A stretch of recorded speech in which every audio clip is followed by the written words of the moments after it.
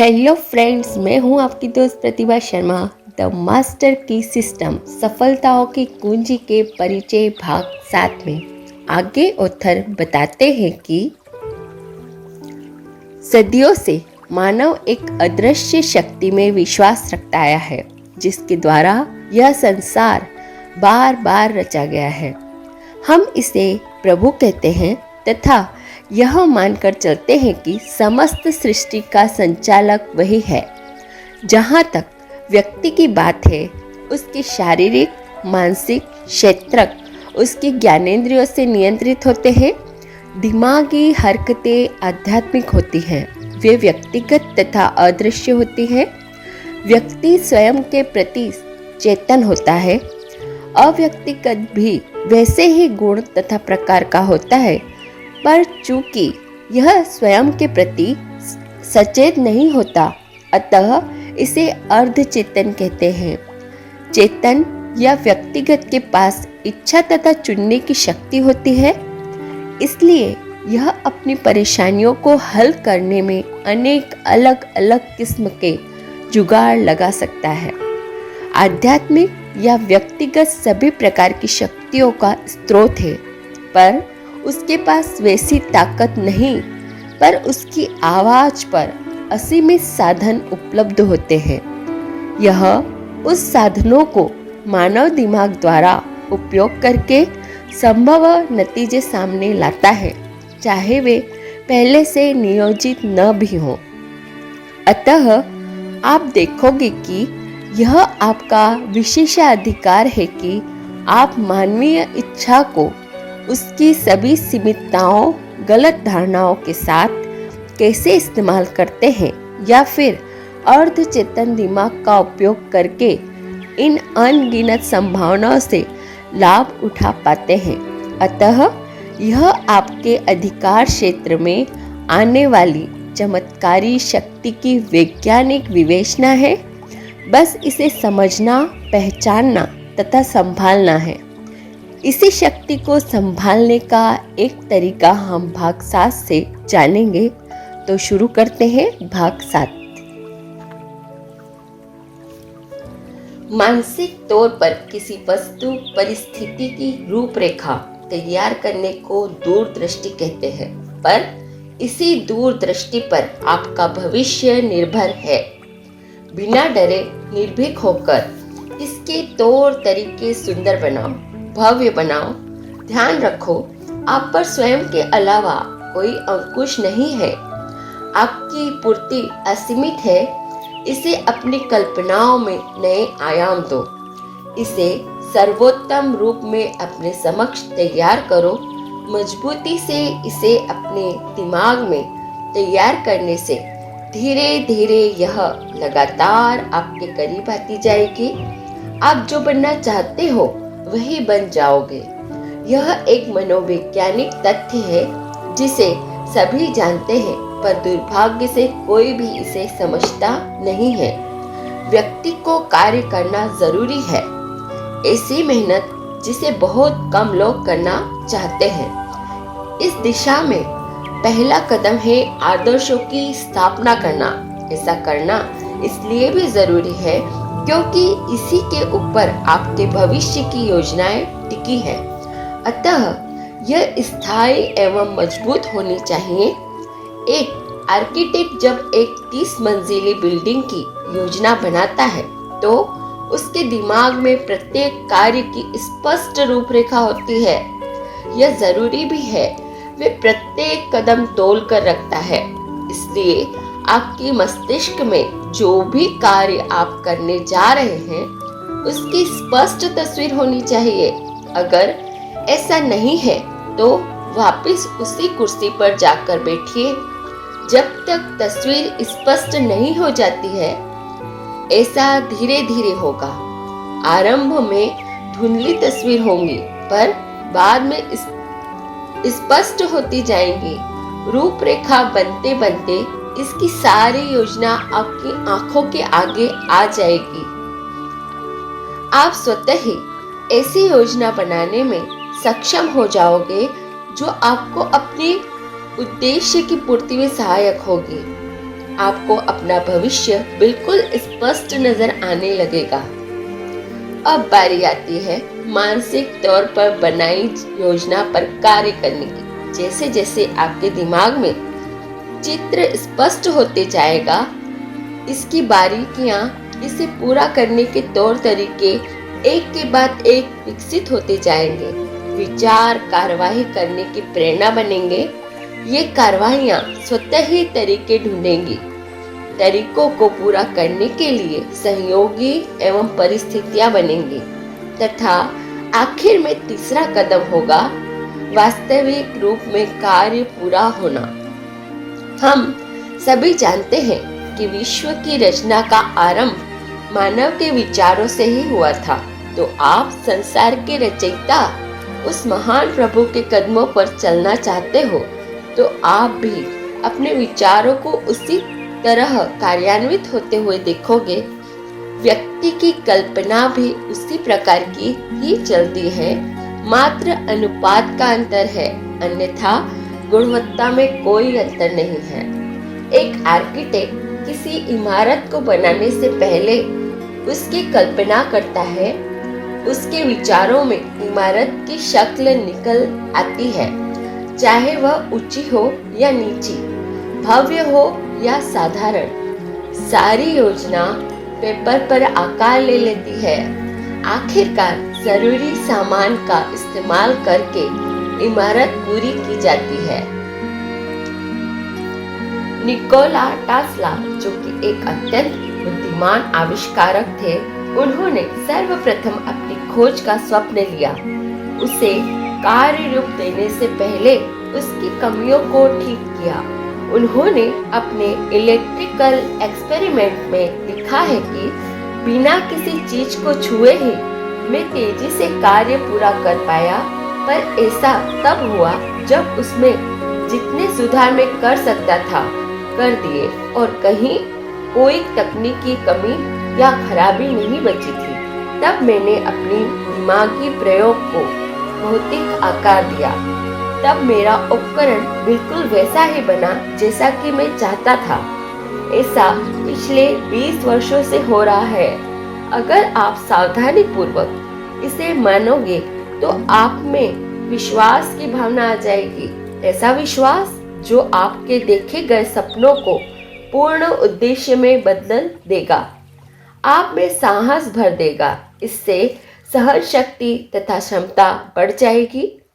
आप में गहन ध्यान लगाने की क्षमता आ जाएगी, जिससे काम के अलावा सभी बेकार बातें स्वतः हट जाएंगी। सारांश यह है, सिर्फ वही व्यक्ति अपनी किस्मत का मालिक बन सकता है जो अपने विचारों को नियंत्रित करके उन्हें कार्यान्वित कर सके। अपने दिमाग में बार बार दोहराने से वांछित उद्देश्य बिल्कुल स्पष्ट तथा उचित हो जाते हैं। प्रत्येक कार्य दोहराने से पहले से स्पष्ट हो जाता है। आपको अपने दिमाग में पक्के तौर पर यह कार्य करना ही होगा। बाहरी दुनिया में शक्ल लेने से पहले अंदरूनी दुनिया में इसके निर्माण का ढांचा पूरा हो जाना चाहिए। पर आप कुछ भी तभी बन सकते हैं जब उसके लिए उचित सामान होगा, चाहे यह निर्माण दिमागी तौर पर ही क्यों न हो।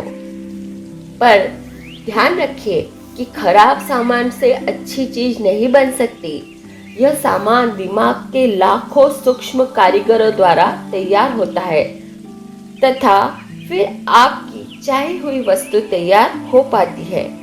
जरा सोचिए, आपके पास ऐसे 5 मिलियन मानसिक कारीगर हैं जो आपके लिए कार्य करने को तैयार हैं, जिन्हें हम ब्रेन सेल्स कहते हैं। इसके अलावा जरा सी भी जरूरत पड़ने पर इतनी ही संख्या आपके पास रिजर्व में भी होती है। इस प्रकार आपकी सोचने की शक्ति असीमित है। तब मानकर चलिए कि आपके कदमों के तले सारी दुनिया आ सकती है। आपके शरीर में करोड़ों मानसिक कारीगर मौजूद हैं, जिनमें से प्रत्येक आपकी दी हुई आज्ञा को समझने की समझ रखता है तथा उस पर काम करने को तैयार है।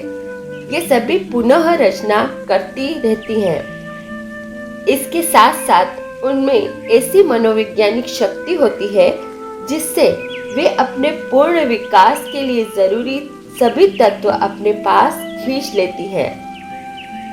यह सब इस नियम के अधीन होता है कि जिंदगी का प्रत्येक तरीका अपने अस्तित्व के लिए आवश्यक साधन खोज लेता है। फूलों को स्वयं के खिलने के लिए वातावरण से जो कुछ भी चाहिए होता है वे शांति से ले लेते हैं। यह आकर्षण के नियम पर ही आधारित है। इस पर चलकर आप भी सब कुछ पा सकते हैं जो भी आप चाहते हैं। पहले मानसिक रूपरेखा बनाओ, इससे पूर्ण उचित सबसे अलग होना चाहिए। मजबूती से इसे समझो, तरीके स्वतः आते जाएंगे, मांग की पूर्ति भी हो जाएगी। आप सही समय पर सही दिशा में सही कार्य ही करेंगे। पाने की जबरदस्त इच्छा से आप में आत्मविश्वास पैदा होगा। इससे आप कार्य योजना को जोरदार तरीके से लागू कर पाएंगे और ये सभी चीजें अंतिम उद्देश्य की प्राप्ति कर पाएंगी। अब इसका कारण समझिए। वास्तविक इच्छा भावनाएं हैं। आत्मविश्वास से पूर्ण होने पर विचार आते हैं। मांग मजबूती से करने पर उसकी इच्छा पैदा होती है और जैसा कि हमने देखा भी है, भावनाओं से विचारों को बल मिलता है और वृद्धि के नियम के तहत इच्छाएं कार्य रूप ले लेती है। क्या यह बात स्वयं में हैरत अंगेज नहीं है कि मानव के स्वयं के अंदर एक जबरदस्त शक्ति छुपी हुई है? ऐसी दैविक शक्ति जिसके लिए विचार नहीं करना पड़ता। पर बड़ी अजीब बात है कि हमें हमेशा बाहर से शक्ति पाने की बात सिखाई गई है। जब भी कभी ऐसा होता है तो इस अंदरूनी शक्ति को दैविक शक्ति माना जाता है। बहुत से लोग इसके विषय में जानते हैं तथा समझते हैं। जो व्यक्ति सेहत, शक्ति तथा अन्य वांछित उद्देश्य अपनी जिंदगी में पाने के लिए बहुत प्रयास करने के बावजूद फेल हो जाते हैं, वे व्यक्ति इस नियम को पूरी तरह नहीं समझ पाए हैं। परेशानी की बात यह है कि वे सिर्फ बाहरी तौर पर कोशिशें कर रहे हैं।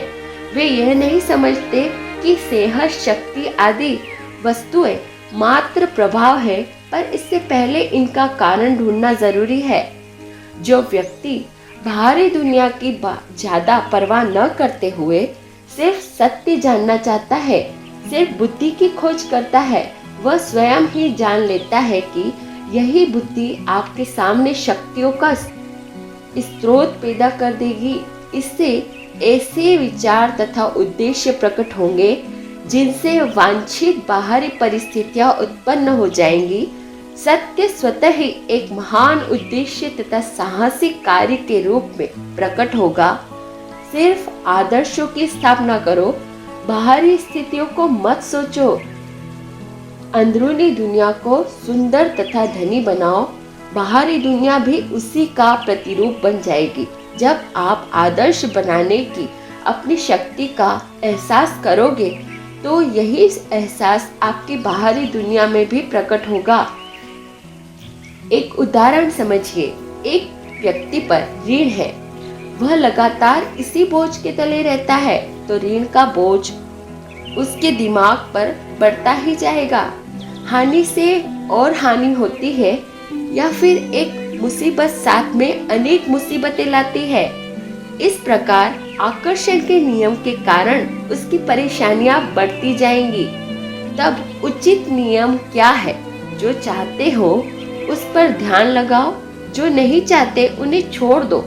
प्रचुरता का एहसास करो, वे तरीके सोचो जिनसे आसपास फैली प्रचुरता से लाभ उठा सको।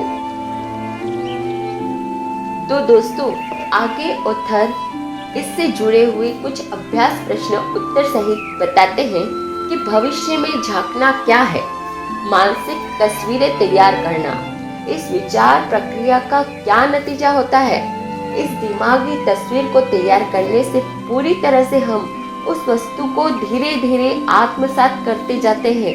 हम वही बन जाते हैं जो बनना चाहते हैं। आदर्शीकरण क्या है? वास्तविक दुनिया में अपने उद्देश्यों की पूर्ति के पहले व्यक्ति को अब उनका सपना देखना चाहिए। स्पष्टता तथा उचित होना क्यों जरूरी है? क्योंकि देखने से भावना आती है, भावना से वास्तविक तौर पर होने का एहसास होता है। पहले मानसिक फिर भावनात्मक होने से उद्देश्य प्राप्ति की असीमित संभावनाएं पैदा हो जाती हैं। इन्हें कैसे पाया जाए? प्रत्येक वस्तु कार्य को दोहराने से यह पहले से बेहतर तरीके से होता है। इस मानसिक वस्तु के निर्माण के लिए सामान कैसे लाएं? करोड़ों कामगारों द्वारा, जिन्हें दिमागी ऊतक भी कहते हैं, वास्तविक दुनिया में अपने उद्देश्यों की पूर्ति के लिए जरूरी स्थितियां कौन सी हैं? आकर्षण के नियम द्वारा इसी प्राकृतिक नियम के तहत सभी प्राकृतिक स्थितियों तथा अनुभव काम करते हैं। इस नियम को लागू करने के लिए कौन से 3 कदम उठाने जरूरी हैं? वास्तविक इच्छा, साहसपूर्ण चाह तथा मजबूत मांग। अनेक इसे पूरा क्यों नहीं कर पाते? क्योंकि वे हानि, बीमारी, दुर्घटनाओं से डरते हैं।